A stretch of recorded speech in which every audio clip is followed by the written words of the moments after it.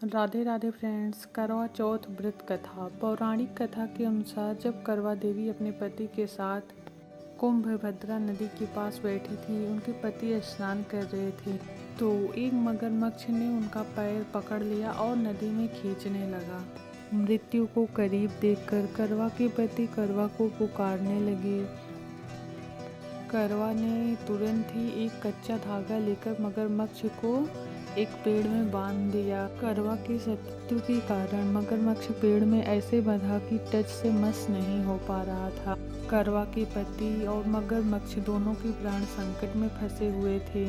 करवा माता ने यमराज को पुकारा और बोला कि पति को जीवन दान दें, मगरमच्छ को मृत्यु प्रदान करें। यमराज ने कहा, देवी मैं ऐसा नहीं कर सकता क्योंकि मगरमच्छ की आयु अभी शेष है, तुम्हारी पति की आयु खत्म हो चुकी है।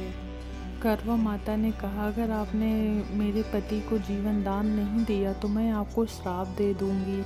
सती के श्राप को सुनकर यमराज भयभीत हो गए तो उन्होंने तुरंत माता करवा के पति को जीवन दान दे और मगरमच्छ को यमलोक भेज दिया।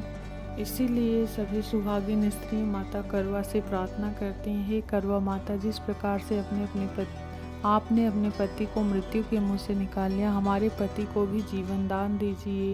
करवा माता के प्रकार से माता सावित्री ने भी अपने पति को बरगद के पेड़ में कच्चे सूत से बांध रखा था। उनके सतीत्व के कारण यमराज भी उनको नहीं ले जा पा रहे थे। सावित्री के पति के प्राण को यमराज को लौटाना पड़ा। तो फ्रेंड्स, दूसरी कथा हम सुनते हैं करवा चौथ व्रत की।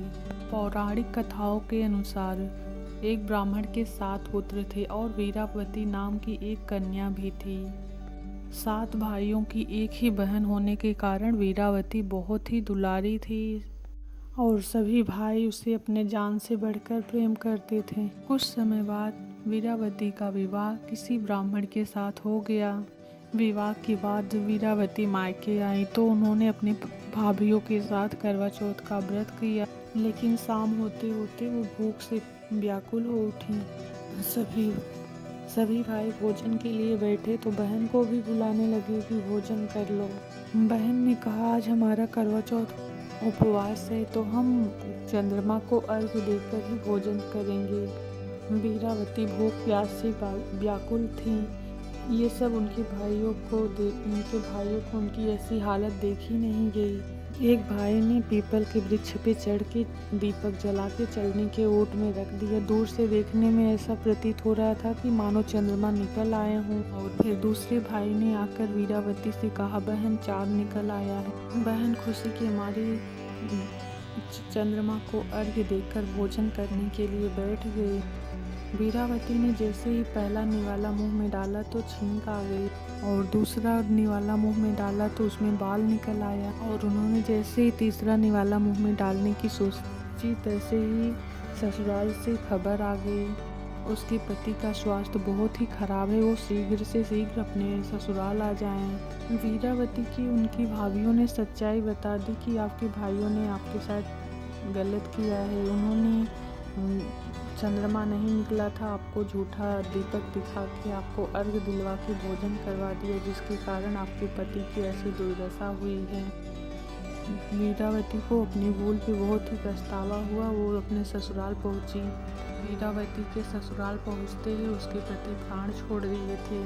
वीरावती बोली, मैं अपने पति का अंतिम संस्कार नहीं करने दूंगी। वो बोली, मैं अपने पति के प्राणों की रक्षा करूंगी, मैं अपने पति के प्राण वापस लाऊंगी। और फिर वो अपने मृत पति के शरीर को लेकर एक झोपड़ी में रहने लगी और माता चौथ के व्रत का इंतजार करने लगी पूजा पाठ के साथ। फिर उसके बाद 1 साल बीता। माता करवा का व्रत आया, करवा चौथ का। निर्जल होकर व्रत किया और चौथ माता की और गणेश जी की पूजन किया। उन्होंने रात को चंद्रदेव को अर्घ्य देकर व्रत का समापन किया। व्रत का समापन होते ही उसका पति जय गणेश जय गौरी करके जीवित हो उठा।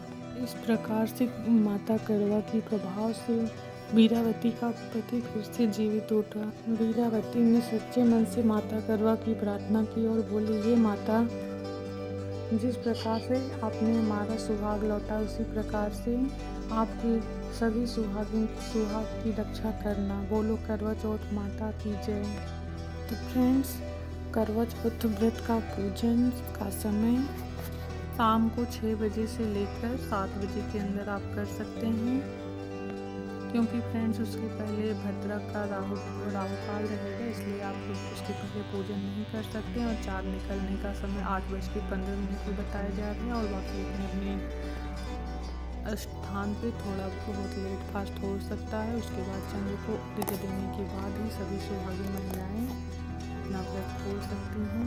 तो फ्रेंड्स, वीडियो पसंद आई हो तो लाइक सब्सक्राइब जरूर करिएगा। राधे राधे, हैप्पी करवा चौथ।